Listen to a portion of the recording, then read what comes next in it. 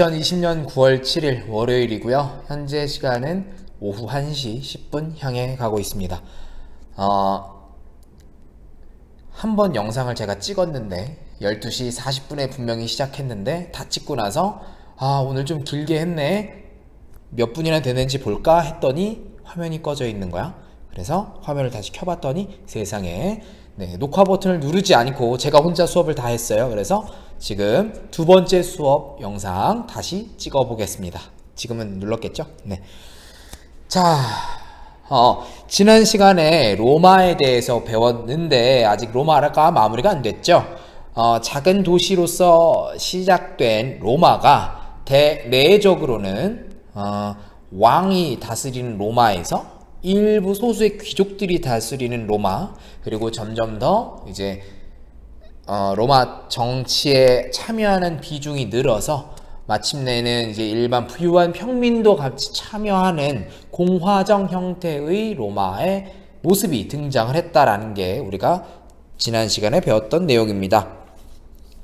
그래서 이제 뭐 성산에서 철수한다던가, 뭐 평민회를 얻었다던가, 12표법을 만들었다던가, 리키니우스법, 뭐 호른텐시우스법, 요런 것들을 우리가 이제 봤었고요.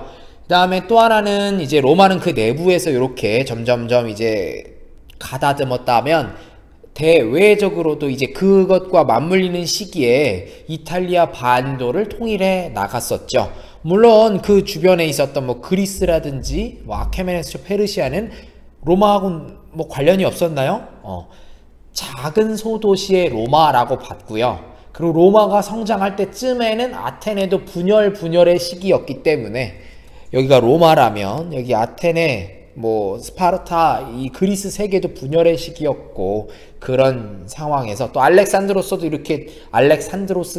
등장을 했지만 로마는 별 관심사가 되진 못했습니다. 하지만 그 이후에 이제 로마가 점점 성장하면서 본인의 영향력을 이제 대외적으로 퍼뜨려 나가면서 로마라는 도시 옆에는 로마랑 이제 함께하는 동맹시들이 존재하고, 이탈리아 반도 내에 이탈리아 반도를 넘어서면서부터는 속주라는 걸 만들기 시작해요. 로마에 속한 속주, 준식민지라고 보면 될 건데, 그렇다고 뭐 엄청난 강제성이 있는 뭐 마치 일제강점기 뭐 그런 수준까지는 아니고요. 뭐 일부의 공납을 해야 되긴 했겠죠. 세금을 내는 건 마찬가지니까. 그래서 그 속주를 이제 점점 넓혀 가는데, 문제는 그 로마 자체가 이제 계속해서 흔들린다라는 거죠. 뭐 속주들의 반란, 동맹시들의 반란, 또는 이제 뭐 스파르타쿠스의 난, 그리고 또 정치적으로 뭐 삼두 정치들, 뭐 이런 것들이 막 등장하잖아요. 그 마침내 끝 무렵에 매듭을 맺었던 사람이 여기 옥타비아누스입니다. 1차 삼두 정치의 거두 핵심은 카이사르, 시저라고도 부르죠. 뭐 주사위는 이미 던져졌다라는 말을 우리가 이제 유명한 말이니까 그걸 했던 사람인데, 그 카이사르의 외사촌이었던 이 옥타비아누스가 이제 카이사르가 암살당하고 나서 카이사르의 어떤 복수를 위해서 옥타비아누스가 주변의 세력을 모으기 시작합니다. 그래서 제2차 삼두 정치가 벌어지게 되는데, 그때 이제 한 명 레피두스는 탈락하고 안토니우스는 이제 이집트로 도망가서 클레오파트라와 함께 연합을 하고, 그의 세력들과 옥타비아누스가 함께 악티움의 전에서 전투를 벌이고 얘가 이겼다. 그래서 장악을 하게 됐는데, 그래서 원로원이나 주변에서는 옥타비아누스 보고 아우구스투스라는 칭호를 내려줬어요. 존엄한 자, 존엄하다고, 짱이라고 그랬는데, 이 옥타비아누스는 황제라고 자기 입으로 한 번도 말한 적이 없어. 하지만 주변에서는 다 얘를 뭐라고 인정해? 황제라고 인정해. 옥타비아누스는 그랬어.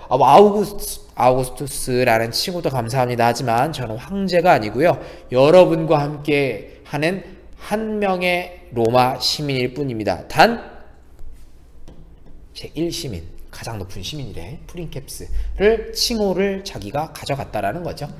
어쨌거나 자기 입으로 말한 적 없지만 그 누구라도 다 옥타비아누스 혹은 아우구스투스를 뭐로 보고 있었다? 황제라고 보고 있었다. 그래서 황제 제자, 제정이 시작이 되는 겁니다.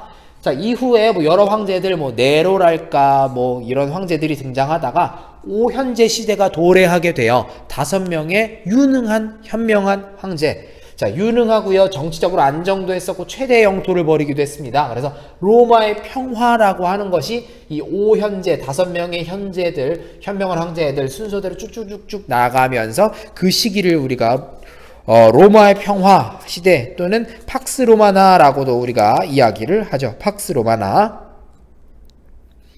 뭐 네르바에 대해서 뭐 정확하게 안다거나 트라이아누스에 대해서 정확하게 안다거나 뭐 할 필요는 없지만 네르바, 트라이아누스, 하드리아누스, 안토니누스, 피우스, 마르쿠스, 아우렐리우스 이런 시기 순서대로 이어지는데 트라이아누스 같은 경우에는 그냥 뭐 로마 제국의 최대 영토를 확보했던 사람이 트라이아누스, 하드리아누스는 최대 영토를 물려받았어. 그 이후에 이제 특히 잉글랜드, 영국계까지도 넘어가면서 하드리아누스의 성벽 뭐 이런 걸 만들면서 거기에 있었던 이제 그 앵글로색슨 부족들이 넘어오고 뭐 여러 이민족들이 쳐들어오는 걸 막으려는 뭐 성벽도 만들었다. 그런 인물이고요. 네, 마르쿠스 아우렐리우스는 영화에 등장했던 인물이기도 한데 글래디에이터라는 영화가 있어요. 리들리 스콧이라는 감독이 만든 영화, 2000년대 영화인 것 같아.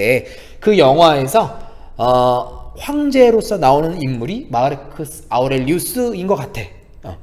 이 사람은 이제 양자를 뭐 이렇게 드리는 거였는데 이제 자기 혈육을 이제 드렸는데 그 사람이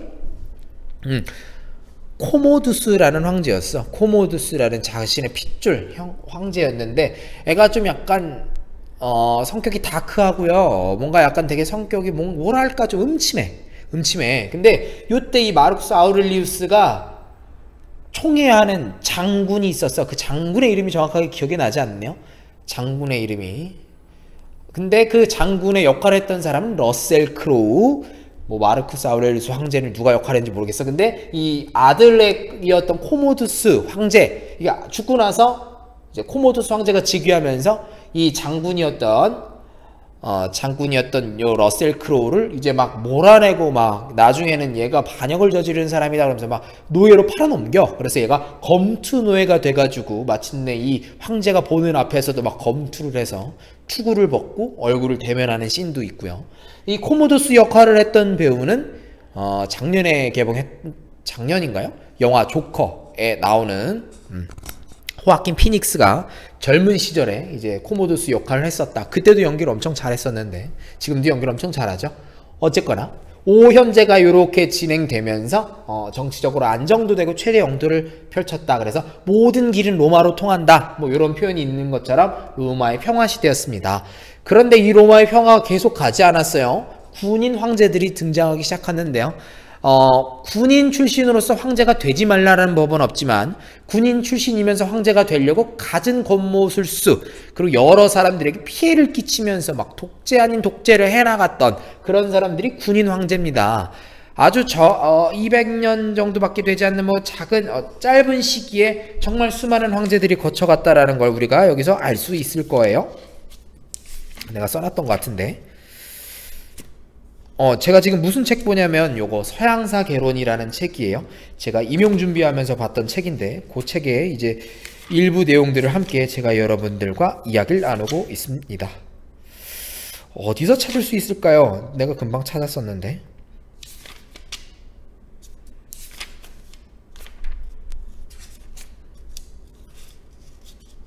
네. 반세기 동안에 26명의 황제가 번갈아 가면서 제위에 올랐다. 저는 이걸 보자마자 떠올랐던 시기가 있어요. 삼국시대로 넘어와서 통일신라 후기에 진골귀족들이 서로 왕이 되겠다면서 이제 막 왕의 자리를 이제 들어가기 위해서 여러 가지 권모술수를 하고 막 죽이고 뭐하고 해서 원성왕부터 시작해서 쭉쭉쭉쭉쭉 막 왕이 여러 명 나와요. 거기도 막 180년 동안 뭐 한 30명의 왕이었나? 정확하게 기억은 안 나는데 이렇게 왕이 여러 번 번갈아 적던 것처럼 정치적으로 그때도 혼란스럽지만 이때도 아주 혼란스럽다라는 거죠. 자, 그러면서 또 속주들의 반란, 이탈리아 반도 넘어선 지역에 이런 속주들이 반란을 일으켜 그러면서 우리도 로마 시민권을 달라 뭐 이런 식으로 막 반란을 일으키거든요. 그 다음에 중소농민층이 몰락했어. 중소농민층이 몰락했어. 먹고 살기가 힘들어졌대. 정치적으로도 어려워. 세금도 계속 걷어가. 너무 힘들었다라는 거죠.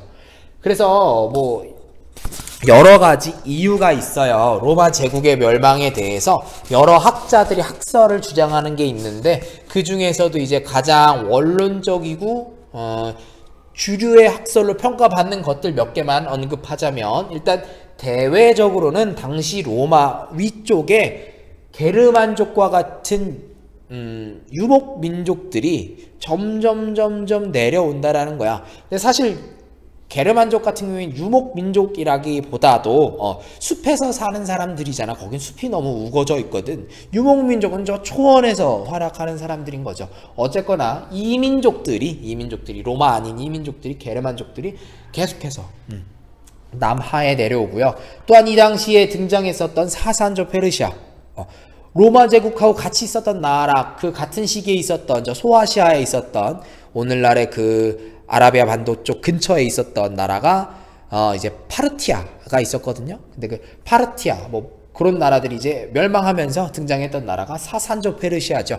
그리스하고 붙었던 페르시아는 아케메네스 쪽 페르시아, 여긴 사산조 페르시아. 그 다음에 대외적으로 요런 강대한 세력들이 등장하고 게르만족들도 계속해서 침입을 해온다. 근데 여기서 전체 게르만족이 연합해서 로마 전체를 한 번에 무슨 뭐 전투를 벌이러 온다가 아니라, 전체 게르만족 가운데서도 A부족, B부족, C부족, D부족, A부족은 되게 호전적인 애들이야. 얘네는 요구를 할 때 그냥 칼부터 들이미는 애들이야. 뭐 예를 들어서 또 B부족은 호전적이기보단 다소 좀 유화적인 애들이야. 뭔가 서신을 먼저 보내는 애들이야. 뭐 요런 각지의 다른 부족들이 섞여서 큰 게르만 부족을 형성할 텐데, 서로 이제 자기 부족 살겠다고 막 로마의 문을 두드리는 거지.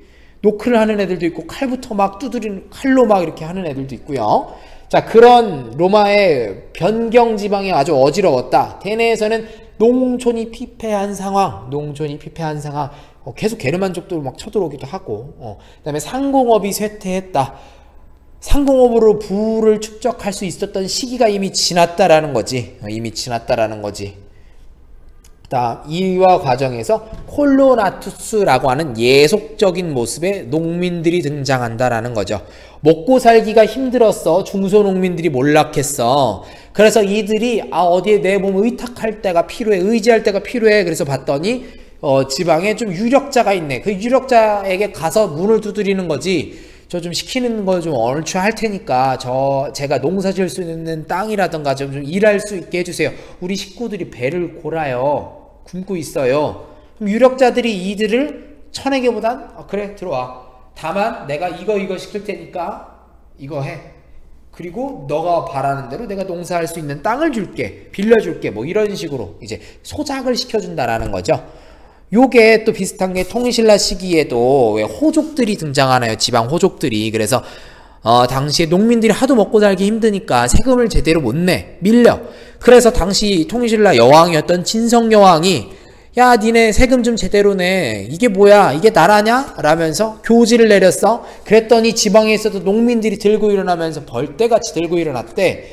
그런 것처럼 먹고 살기 힘들었을 때 지방에 유력한 호족들이 이제 막 자기네 성안으로 사람들을 데리고 와서 이제 자기가 땅도 주고 뭐도 하면서 자기의 예속적인 농민으로 또 언제는 또 사병으로 쓰기도 했던 것처럼 이때 콜로나투스라는 것도 그런 모습하고 아주 흡사하다. 예속 농민. 나중에 중세시대, 로마가 망한 이후 중세시대에는 농노의 기원이라고도 보기도 합니다. 콜로나투스. 자, 이렇게 로마 제국이 멸망하는 가운데 또 등장한 황제가 디오클레티아누스인데, 개혁을 해야겠지. 나라를 뭔가 쇄신해서 그래도 역사와 전통이 있는 로마가 하루아침에 멸망할 수 없지 하면서 개혁을 했던 황제인데요.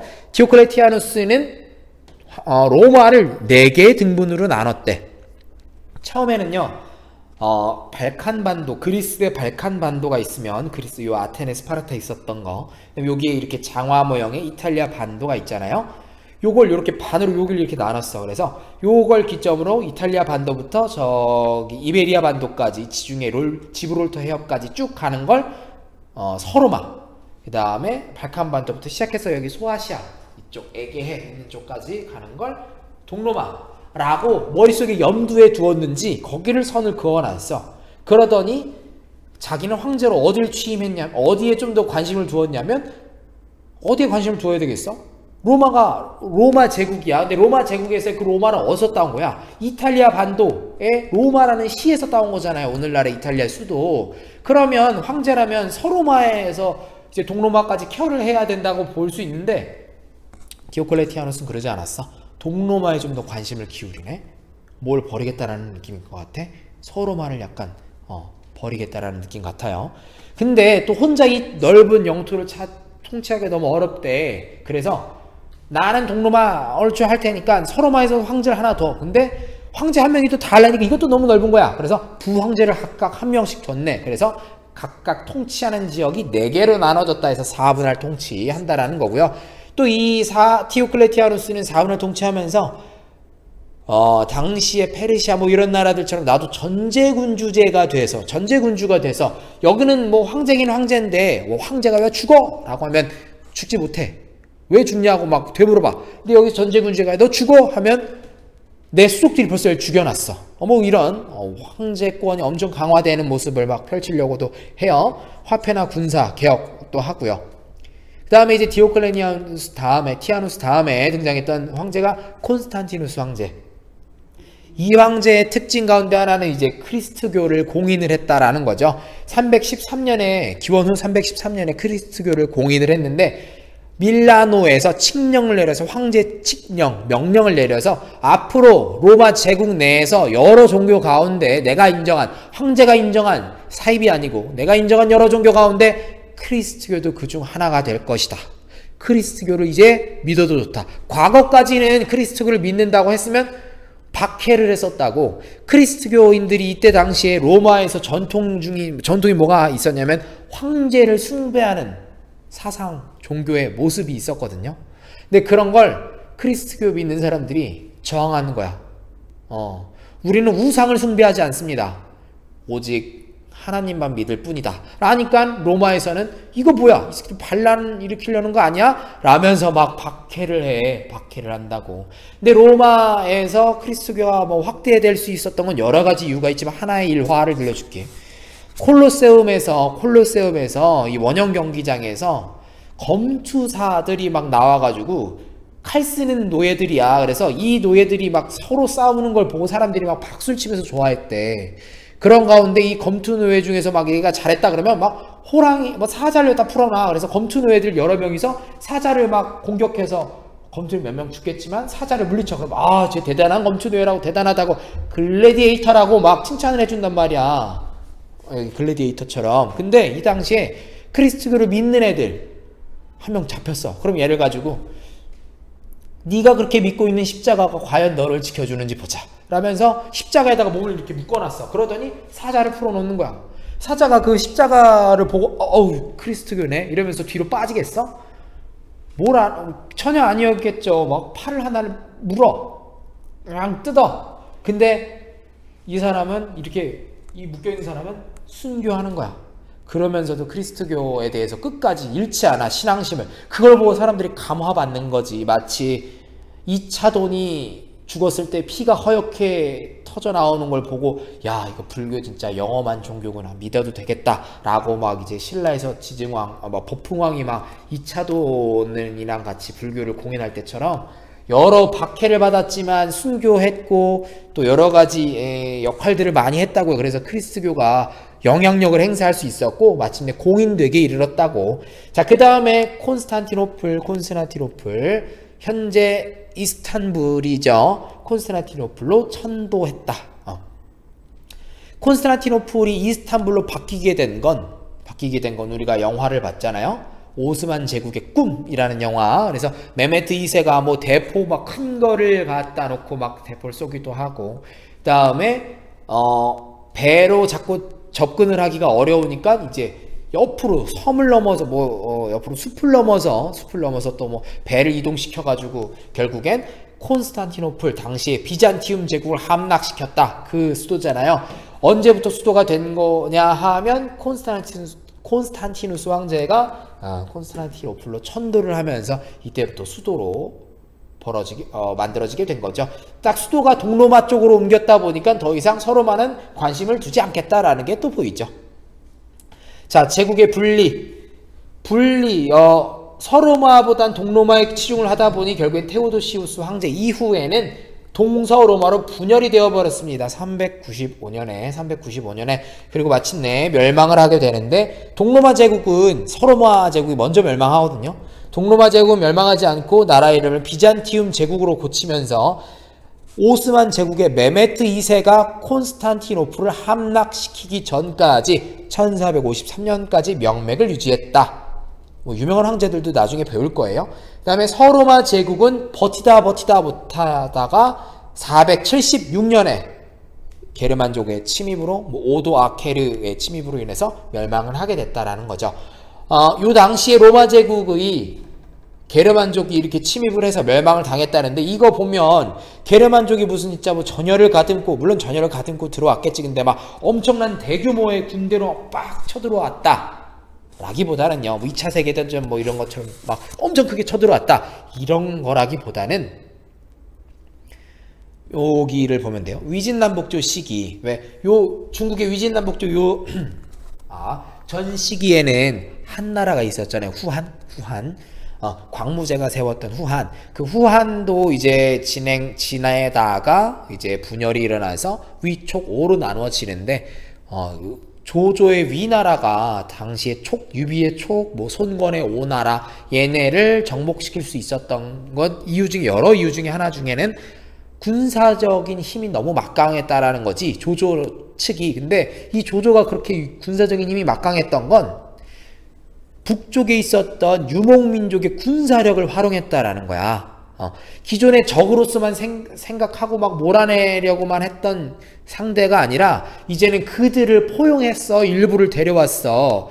봐봐, 게르만족들이 여러 게르만족이 게르만족의 부류에서도 A 부족은 되게 호전적이야. 그냥 무조건 칼부터.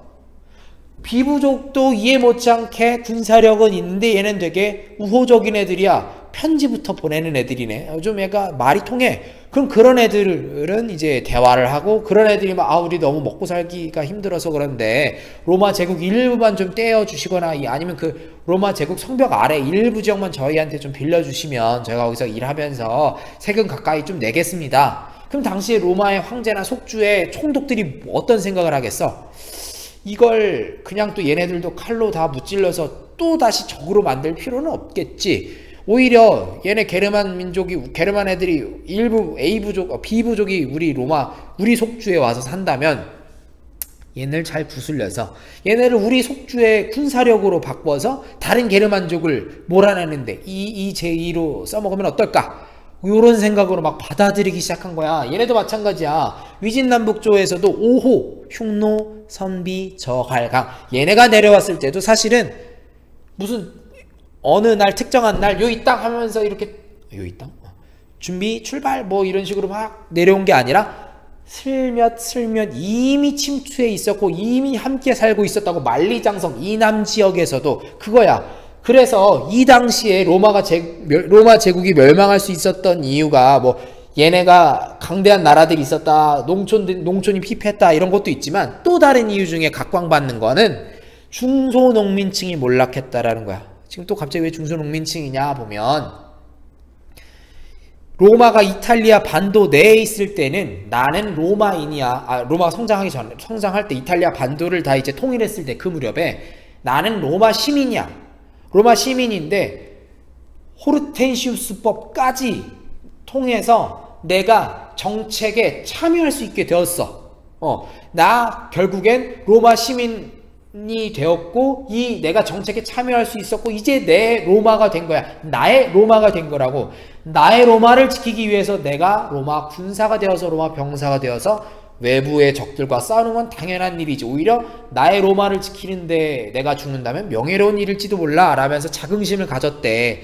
그때 기반이 됐던 건 강건한 중소농민층이 버티고 있었고 그들이 세금도 따박따박 내고 군사력으로도 활용이 됐다라는 거지. 그래서 로마가 성장하고 더 확대될 수 있었던 건데, 문제는 로마 제국이 이미 팽창된 지 꽤 됐고 이미 포화 상태야. 그러다 보니까 로마 시민들도 병사로서 활약을 하기보다는 뭐 돈을 내면 되지, 돈 주면 되지, 뭐 우리 돈 이미 많은데 뭐 게르만 애들한테 돈 좀 줘 라고도 막 변질되거나, 또 문제는 더 이상 이제 병사가 충족이 안 되니까 아까 말했던 속주의 총독처럼 게르만 애들이 온다는데, 그러면 니네 들어와봐, 우리 지금 한 80명 모자라는데 니네 게르만 부족에서 80명만 좀 빼봐, 우리 병사로 좀 쓰게. 뭐 그러시죠. 근데 또 얘네들이 또 전투를 잘한단 말이야. 그러다 보니까 막 지위가 상승해서 나중에는 로마의 여러 유명한 장군 가운데 게르만 출신의 장군들도 있어. 그래서 로마의 어떤 정통이나 본질 자체가 흔들려지기 시작한다라는 거죠. 그게 문제라는 거야. 그래서 로마가 더 또 멸망했다라는 것들이 이유가 있습니다. 어쨌건 넘어와서 크리스트교 성립과 전파. 아까 말했듯이 콘스탄티누스 황제가 더 이상 성장했던 크리스트교를 무시할 수 없는 존재가 되었어. 그래서 공식적으로 인정해 준 거야. 더 이상 크리스트교 믿는다고 박해하지 않을게. 우리 로마 제국에서 믿을 수 있는 몇 안 되는 공식적인 종교 가운데 크리스트교가 당당하게 자리를 차지할 것이다 라고 얘기를 한 거고요. 그래서 밀라노 칙령을 이렇게 해서 313년에 했고요. 그 다음에 교리가 확립되었다. 크리스트교가 정식적으로 이제 인정받았지만 여기 내부에서도 여러 가지 교리의 다툼, 교리의 이론들이 다양했나 봐. 그 중에 이 시기에 대표적이었던 건 아타나시우스 학파, 아리우스 학파야. 아타나시우스 학파 같은 경우에는 오늘날에 우리가 알고 있는 크리스트교하고 좀 비슷한데, 신이 있고요. 신의 아들인 그리스도 예수가 신처럼 그리스도도 신성성을 가지고 있느냐, 가지고 있지 않느냐를 둘러싸고 나뉜 거야. 아타나시우스는 그리스도도 신성하대. 아버지가 신성하니까 그 신성함을 받아서 그리스도도 역시 신성하대. 그래서 오늘날 성부, 성자, 성령이 함께 다 신성하다, 삼위일체가 채택된 거잖아. 그래서 이게 채택된 거야. 요 당시 이게 채택됐대.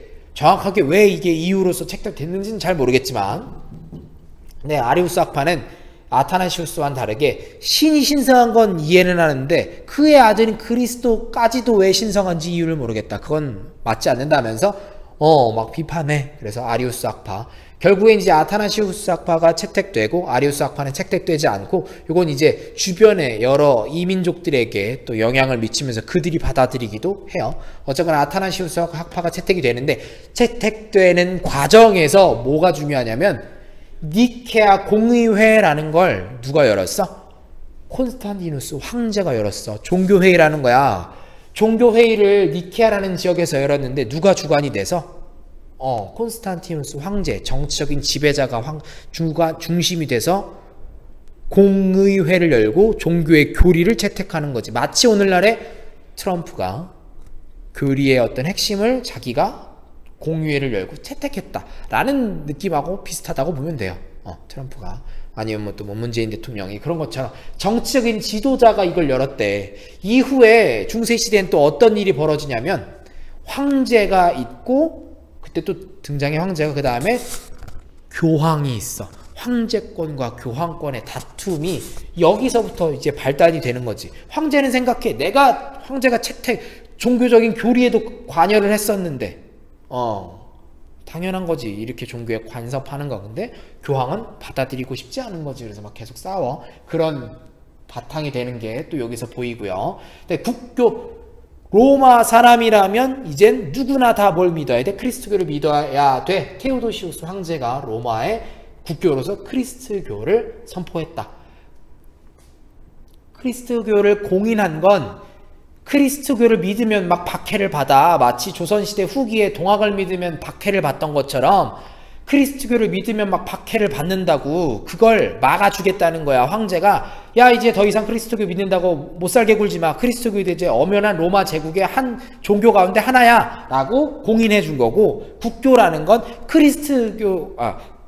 로마 제국 사람이라면 누구나 다 나라의 종교인 크리스트교를 믿어야 돼 라고 인정한 거라고. 테오도시우스 황제가 국교로 해서 로마 제국이 밑바탕에서 세계 종교로 발전할 수 있었다. 자, 실용적인 로마 문화, 그리스 헬레니즘의 문화를 받고 크리스토교가 여기에 같이 합쳐져서 서양 문화의 원류, 밑바탕이 되었다. 마치 동아시아 문화권의 4개의 요소, 한나라 때 이제 어느 정도 만들어졌던 거, 한자, 유교, 율령, 불교 이런 것처럼 요런 요소들이 이제 서양 문화의 어떤 토대가 되었다라는 게 요 로마 시기를 거치면서 나온 거고요. 그 다음에 법률에서 보면 12표법, 리키니우스법, 호르텐시우스법 여러 가지 요런 것들이 만들어지면서 법률이 이제 발전해 나간다라는 걸 보는 거예요. 함무라비 왕, 함무라비 법전이 저기 어딘가에 있을 거 아니야. 저기 어딘가에 저번 이제 이 연표로 흐름으로 따지자면 그건 그냥 함무라비 왕이 통치하는 바빌론 왕국에서만 쓰이던 거였고, 그가 죽고 나자 그 왕국이 없어지고 나자, 멸망하고 나자 법도 사라졌다고. 근데 이 12표법 이런 것들은 일단은 로마 시민들에게만 적용되는 법이지. 그래서 시민법으로 발전을 했어. 요거 바빌로니아의 그 신바빌로니아 그거의 법전하고 아주 비슷하다고 보면 될 것 같아. 바빌로니아하고 비슷하다고 보면 돼. 근데 문제는 로마 도시뿐만 아니라 세계 제국으로 확장을 해나갔어. 더 이상 여러 민족들에게, 로마 시민에게만 적용되는 법을 강제하기가 힘들다는 거지. 그래서 만민법, 여러 부족, 여러 민족들이 모두 다 함께 적용받을 수 있는 법으로서 체계화가 됐다라는 거야. 만민법. 근데 나중에는 이제 이게 어떤 특정한 시대, 특정한 제국, 이게 아니라 모든 시간대, 모든 인류에게 아울러서 적용되는 보편적인 법, 자연법으로 발전을 했다. 그게 이제 유스티니아누스 법전을 통해서 토대가 마련됐다라는 거죠. 그래서 로마를 통해서 이렇게 점점 법이 체계화돼서 오늘날의 법의 근간이 되었다라는 거죠. 봐봐. 물론 우리나라 헌법하고 미국의 연방 헌법하고 다르지. 근데 그 중에 토대가 되는 밑바탕에는 사람이 사람을 죽여서 돼, 안 돼? 안 돼. 그건 보편적인 거라고. 사람이 사람을 죽이는 건 살인이야. 범죄라고. 우리나라도 마찬가지지만 미국도 똑같이 정하고 있는 거잖아. 보편적인 거라고. 그런 기반, 근간, 토대가 이런 과정에서 만들어진 거라고. 여러 가지 법률, 재판의 사례들 이런 것들이 막 모여지면서 그런 것들이 만들어지는데, 유스티니아누스는 서로마의 황제가 아니고요. 저 끝에 있는 동로마 제국의 비잔티움 제국의 황제 중에 한 명이었고요. 이 사람이 법전을 만들었던 게 큰 의미가 있습니다. 건축은 이렇게 읽어보시면 되는데, 특히 아치 모양을 만들어서 실용적인 모습을 만들었다라는 게 아주 유명하죠. 별표 친 것만 마지막으로 제정시대, 황제 제자 썼으니까 제정시대 옥타비아누스가 이런 걸 칭했다라는 거. 그 다음에 오현제 시대의 5명의 황제를 다 외울 필요는 없지만 그냥 오현제 시대 때 괜찮았다. 로마의 평화가 왔었다라는 걸 이해하고요. 그 다음에 로마 제국이 멸망했던 것들은 그냥 이제 이해를 돕기 위해서 썼던 거고, 콜로나투스는 한번 보면 되겠고, 디오클레티아누스 황제가 로마 제국이 멸망할 것 같으니까 4분할 통치를 했다라던가, 전제군주제를 받아들이려고 했다라던가, 콘스탄티누스 황제가 크리스트교를 공인했다. 혹은 콘스탄티노플로 천도를 했다라는 거 이해하시고요. 그 다음에 크리스트교가 성립하는 데 있어서 이제 또 전파되는 데 있어서 교리를 확립했던 니케아 공의회, 황제가 주관했던 거. 그 다음에 국교화됐다라는 거, 세계 종교로 발전할 수 있었다. 아타나시우스, 아리우스를 구분하는 것까지는 나오진 않습니다. 그 다음에 실용적인 로마 문화에서 다 읽어보시나 법률이 이런 순서대로 해서 시민법, 로마 시민난, 만민법, 로마 제국의 많은 사람들이 다 이제는 유스티니아누스 법전으로 넘어와서는 보편적인 자연법의 시기로 넘어오더라 라는 거 이제 이해하시면 되겠습니다. 영상 조금 길었는데 저는 이전 영상을 한 번 더 찍고 또 찍고 있다라는 거, 설마 지금 녹화가 안 되고 있는 건 아니겠죠? 네, 녹화가 되고 있길 바라면서 이번 영상은 여기까지 해보겠습니다.